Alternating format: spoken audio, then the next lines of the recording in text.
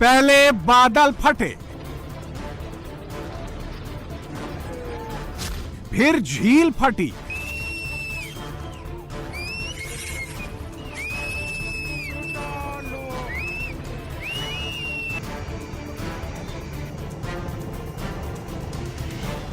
कुदरत का क्रोध प्रचंड।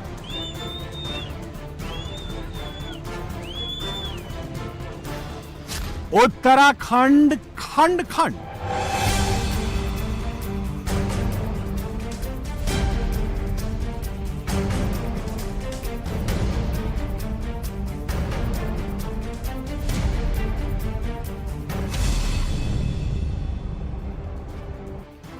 ये सिर्फ धराली में नहीं हुआ है, उत्तराखंड में जहां जहां बादल फटा वहां वहां पहाड़ फट पड़ा। खौफ कितना बड़ा है, चमोली में तो अचानक हाईवे पर 100-100 टन के बोल्डर लुढ़कने लगे, रास्ता पूरी तरह से ब्लॉक हो गया। आगे आगे आगे आगे पीछे पीछे पीछे।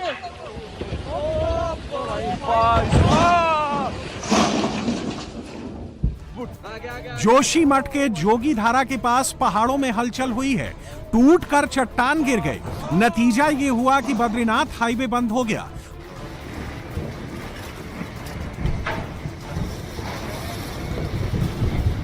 पौड़ी गढ़वाल में बारिश का ऐसा विस्फोट हुआ कि देखते देखते आंखों के सामने एक पुल बह गया।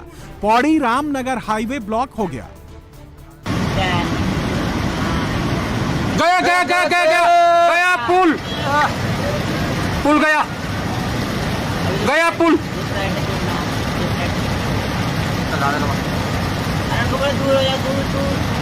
पुल गया, बहुत बड़ा नुकसान। 48 घंटों से उत्तराखंड में बारिश हो रही है। बद्रीनाथ जाने वाले रास्ते का तो बुरा हाल है, वहां कंचन नाला आउट ऑफ कंट्रोल हो गया। नीति घाटी का रास्ता बंद हो गया। बद्रीनाथ के पास रैणी सड़क पर पूरी दरार पड़ चुकी है। बहुत बड़ी मुसीबत खड़ी हो गई है। पीपल कोटी में पहाड़ों में हरकत हुई, बहुत बड़े खतरे का अंदेशा हुआ। बसें और गाड़ियां रुक गईं, और जो हुआ उसके बाद तो लोगों की चीख निकल गई। सारी हिल रही है। वो आगे देखो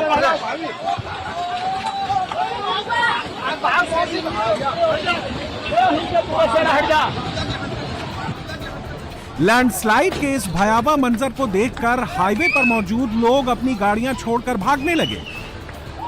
कुछ ही सेकंड में पहाड़ का एक हिस्सा भरभरा कर सड़क पर आ गिरा।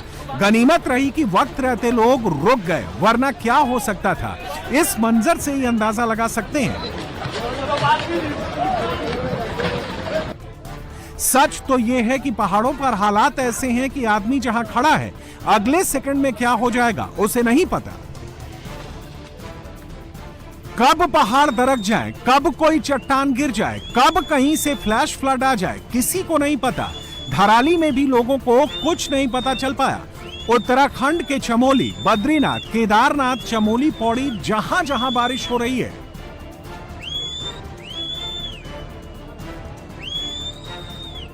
वहां का मंजर इस वक्त ऐसा है कि चलने के लिए जमीन नहीं है, मलबा गिरा पड़ा दलदल है, और रहने के लिए घर नहीं है। तबाही कितनी बड़ी आ सकती है और उत्तराखंड में कितना बड़ा खतरा है, उसको धरती के इस तस्वीर से महसूस कर सकते हैं। आपको ये जो घर दिख रहा है, दिखने में ग्राउंड फ्लोर लग रहा है, लेकिन जब हकीकत जानेंगे तो होश फाख्ता हो जाएंगे। तब समझ पाएंगे कि धराली में विनाश का लेवल कितना बड़ा था। यह 4 मंजिला घर का टॉप फ्लोर है। एक फ्लोर की ऊंचाई अगर 10 फीट भी माने तो समझ जाइए कि खीर गंगा का जो मलबा यहां जमा है वो 4 मंजिलों को खा गया है। मतलब 40 फीट का मलबा आया और इस घर को लील गया। इस घर में 6-7 मेंबर रहते थे। बेटी गंगोत्री गई थी। हादसे की खबर आई तो भागे भागे यहाँ आई। पता चला कि 4-5 गाय भैंस बकरी थे, एक बूढ़ी दादी थी, 4-5 घर के मेंबर थे। सब 40 फीट की कुदरत की बनाई कब्र में दफन हो गए। घर की बची हुई लड़की ने अपनी कहानी बीआरओ के अफसरों को सुनाई है। सर, अभी यहाँ पे एक लड़की आई थी जो कि गंगोत्री गई हुई थी, उस लड़की ने मुझे बताया कि यहाँ पे उसका ये जो 4 माला घर था, जिसके नीचे गाय भैंस बकरी सब कुछ था, और उसकी लैपटॉप उसने बड़ी मुश्किल से लिया था, उसने बताया मुझे, और उसके डॉक्यूमेंट्स की जो फाइल है वो इसी में दबी हुई है। उसके डॉक्यूमेंट्स, फाइल, गाय भैंस बकरी सब कुछ इसी में चला गया। यहाँ तक कि उसकी दादी भी नहीं मिल पा रही है, ना ही उसकी फैमिली के कोई मेंबर्स मिल रहे हैं। 4-5 मेंबर उसके मिसिंग है, और वो अभी बहुत ही हताश है। उसको ना बात हो पा रही है मोबाइल में, ना कुछ। मुझसे कह रही थी सर बात करने के लिए। मैंने कहा हमारी खुद बात नहीं हुई है 4 दिन से। हमारे घर पे भी लोग 5 अगस्त से यहाँ पर बहुत फिरले आई। एकदम जो तूफान आया तो वो लग रहा था कि जैसे कि एकदम बिल्कुल परमाणु बम जैसा विस्फोट था सर। सुना आपने, जब मलबा आया था तो लगा था मानो एटम बम फट गया है। एटम बम जब फटता है तो ऐसा ही होता है, सैकड़ों फीट तक जमीन ऊपर उड़ जाती है। धराली में 40 फीट तक जमीन पत्थर और मलबे से उठ गई। जो हालात है उसको देखकर तो यही लगता है कि धराली में कोई चमत्कार ही जिंदगी की आस जगा सकता है, क्योंकि जो चश्मदीद बता रहे हैं उनके मुताबिक तो तबाही कहीं ज्यादा बड़ी है। ये विनोद कुमार हैं। इसी बाजार में इनकी दुकान थी। 1:30 बजे के करीब घर खाना खाने आए थे, इसलिए आज वो जिंदा है। दिन 1 बजे की बात होगी, 1-1:30 बजे की बात है, दिन की बात है सर। बहुत खतरनाक मंजर था। हमारी दुकान थी वहाँ पे ना, हम उस टाइम खाना खाने के लिए घर आए थे, तो हम बच गए। बहुत ही खतरनाक मंजर था सर, और हमने अपने सामने अपने पशु और लोगों को सर डूबते हुए देखा है। लेकिन हम सर हमारे गांव से तो 8-9 लोग थे, लेकिन जो अन्य जो मिसिंग लोग हैं, कुछ नेपाली थे, 80-90 लोग शायद मिसिंग। अभी कनेक्टिविटी नहीं हो पा रही सर। धराली में 30 से 40 फीट तक पत्थर, नदी का मलबा जमा है। इसके नीचे कितने लोग दबे हैं, कितनों की खुशियां दफन हो गई हैं, उसका तो अभी अंदाजा तक नहीं है। वो तो कहिए कि खीर गंगा का पानी उस दिन नहीं आया जिस दिन बाजार के पास ही गांव का हार्दुद मेला लगा था, वरना ना जाने कितनी जिंदगी खामोश हो जाती, कितना बड़ा हादसा हो जाता। दीपक सिंह पवार इस घटना को याद करके सिहर जाते हैं। सर उस दिन यहाँ पे एक गांव का मेला होता है, हार्दुद मेला। उस दिन वो मेला था, तो उस दिन उसी दिन हुआ सर, ये शाम के टाइम पे। पहले लोग रहे होंगे इस मंदिर में तो सर उस दिन तो शाम के टाइम पे तो पूरा गांव था, पर जब दूसरे दिन आज अभी आया ना, तो उस टाइम थोड़ा लोग तो कम थे।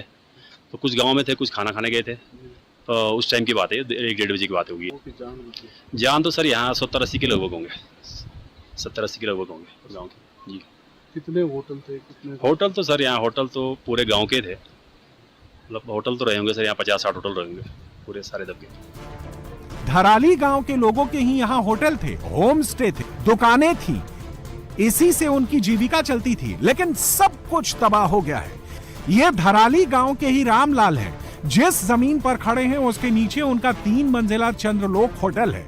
होटल में 13 लोग मौजूद थे, बस 4 बच पाए हैं। जिंदगी गई तो गई ही, रोजी रोटी चलाने वाला होटल भी चला गया। हम तो पल्ले गांव में थे पार। आपका क्या था यहाँ पे? कितने लोग थे? हमारे यहाँ पे जो है काफ़ी लोग थे, और यहाँ पे जो है होटल था हमारा। होटल में जो है किस नाम से होटल थे? कितने चंद्रलोक नाम से होटल था, और काफ़ी बच्चे थे वहाँ पे, जिनमें से 4 तो बच गए थे। 13 लोग यहाँ पे जो है हमारे, 4 तो गाँव के थे, और यहाँ पे नेपाली बिहारी लोग जो यहाँ काम करते थे, वो लोग यहाँ पे जो है मर गए, दब गए। उनकी डेड बॉडी नहीं निकली, एक की डेड बॉडी मिली सिर्फ, वही इसी होटल में था, चंद्रलोक में। धराली का पूरा करीब 1.2 वर्ग किलोमीटर जमीन पर 30 से 40 फीट ऊंचा मलबा पड़ा है। अब उसके ऊपर से ही रेस्क्यू टीम दूसरी जगहों से लोगों को बचाकर सुरक्षित जगहों पर ले जा रही है।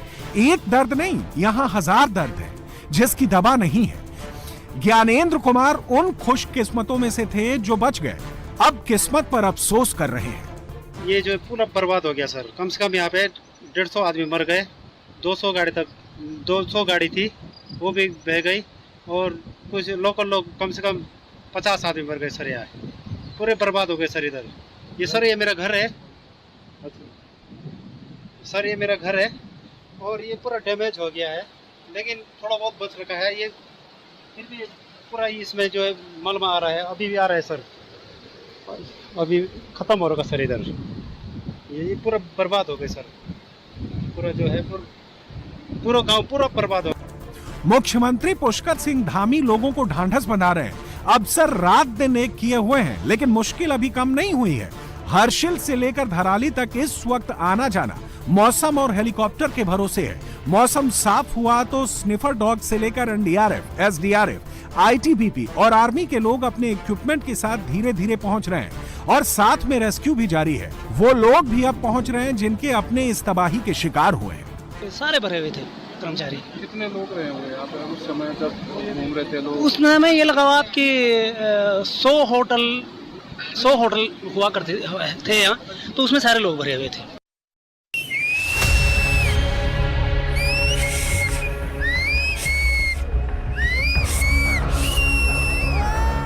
12,000 फीट से जब करोड़ों टन मलबा दौड़ता हुआ धराली पर आया, तब एक तस्वीर आई थी।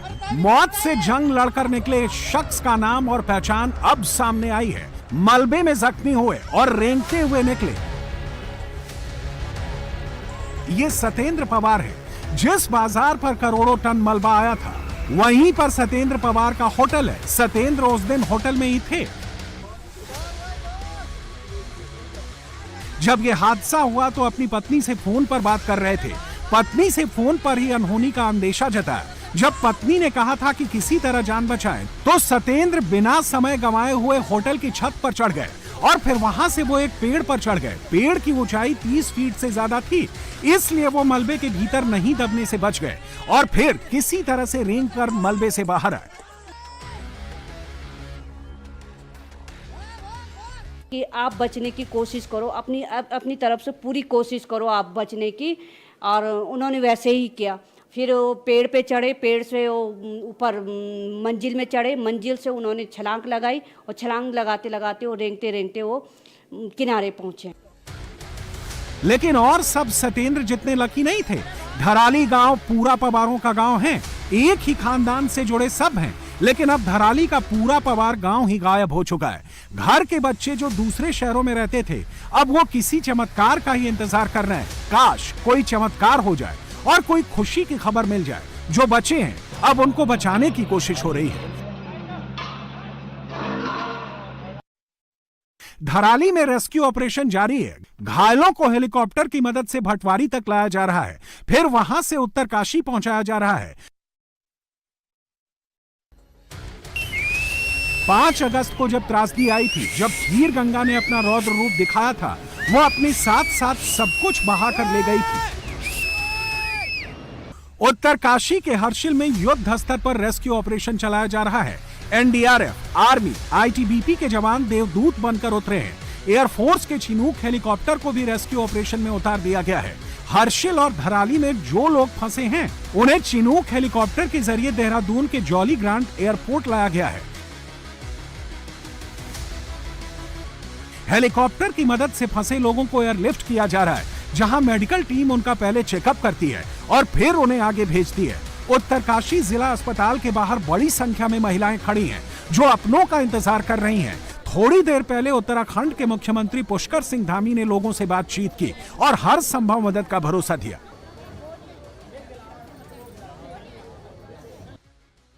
धराली में थे जो अभी तक वापस नहीं लौटे हैं। किसी का भाई, किसी का पति, तो किसी का पूरा परिवार इस समय लापता है। आप ये तस्वीरें देखिए, यहाँ पे कई औरतें हैं जो अपने अपने परिजनों को ढूंढने यहाँ पे आई हैं, सीधा हॉस्पिटल पहुँची हैं और इनका कहना है कि वहाँ पे सैटेलाइट नेटवर्क नहीं है। लेकिन जिस दिन तबाही हुई उस दिन उनकी अपने घर वालों से बात हुई। जानबूझ के बंद किया गया है।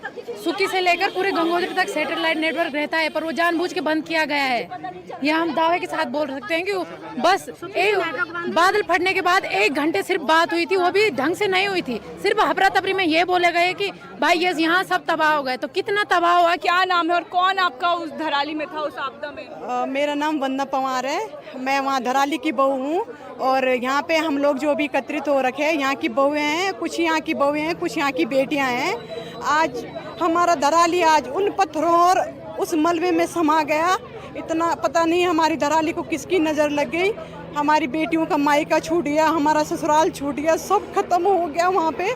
और सरकार से हम यही बोल रहे हैं कि हमें पता ही नहीं चल पा रहा है कि हमारे लोग कितने मिसिंग है, कितने दबे हुए हैं, वो पता ही नहीं चल पा रहा है। जब तक ये बाढ़ आई या ये सैलाब आया, एक बहुत भयानक मंजर था जिसको देख के रूह कांप रही है।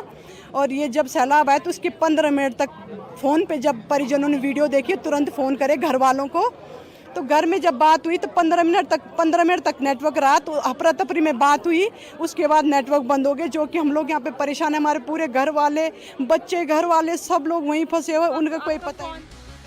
हेलीकॉप्टर से इसलिए लाया जा रहा है क्योंकि उत्तरकाशी से धराली की तरफ जाने वाले रास्ते पर मनारी से 2 किलोमीटर आगे सड़क मार्ग नदी में समा गया है। तीसरे दिन भी पहाड़ काटकर रास्ता बनाने का काम जारी है। लोगों का मानना है कि सड़क के रास्ते फुल फ्लेज्ड रेस्क्यू ऑपरेशन शुरू होने में 5 से 6 दिन लग सकते हैं। 17 से ज़्यादा होटल और होम स्टेज वहाँ बिल्कुल ख़त्म हो गए, और जो बचे हुए थे, जो वीडियो शुरू में आई थी, अब जो सेकंड वीडियो आए उसमें वो भी नहीं दिख रहे हैं। तो बहुत बुरे हालात हैं और ईश्वर से प्रार्थना है जो लोग हैं वहाँ वो सुकुशल हों और वो परिवार बचे हों। अभी कुछ अपडेट जैसे आपने भी लोकल प्रशासन से ली होगी, बटवाड़ी से आगे जो हर्षिल का रास्ता पूरा कट गया है, कई जगह पूरी सड़क गायब है, पुल गायब है। कुछ अपडेट्स मिल पा रही हैं कि पैदल या जो गाड़ियाँ यहाँ से जा पाएंगी सड़क के माध्यम से, कितना समय लगभग अभी लग जाएगा? देखिए, मैं कल वहीं था और उससे आगे तक भी हम गए थे। बैली ब्रिज का सामान अभी जाना है, तो बैली ब्रिज, क्योंकि जो बड़ा पुल है जो उड़ गया है बिल्कुल, वहाँ बैली ब्रिज बनना है और बैली ब्रिज का सामान जाते और बैली ब्रिज को बनते कम से कम 5 से 6 दिन कम से कम मिनिमम इतना समय लगेगा। और क्योंकि इतनी भीषण जिस तरीके का बहाव आप देख रहे हैं, ऐसे में नदी पार करना संभव नहीं है, तो 6-7 दिन कम से कम लगेंगे। एक ही तरीका है कि हम बाई एयर लोगों को वहां पहुंचाएं और राहत कार्य शुरुआत हो। उत्तरकाशी के धराली में हर तरफ मलबा ही मलबा दिखाई दे रहा है। चीख पुकार शांत है, मातमी सन्नाटा पसरा हुआ है। कुछ मलबे में दब गए, जो बच गए उन्हें अपनों का इंतजार है। मलबे में सांसों की तलाश की जा रही है। एनडीआरएफ, आर्मी और आईटीबीपी की टीम राहत और बचाव के काम में जुटी है। आपदा आए 46 घंटे से ज्यादा का वक्त बीत चुका है, लेकिन अब तक भी फुल फ्लेज्ड रेस्क्यू ऑपरेशन नहीं शुरू हो पाया है, क्योंकि धराली का उत्तरकाशी के साथ संपर्क टूट चुका है। कई जगहों पर सड़कें वॉश आउट हो गई हैं। ऐसे में रेस्क्यू टीमें लोगों को एयरलिफ्ट करने में जुटी हैं। घायलों को हेलीकॉप्टर की मदद से लाया जा रहा है। जो आर्मी के जवान मिसिंग थे उन्हें भी लाया जा रहा है।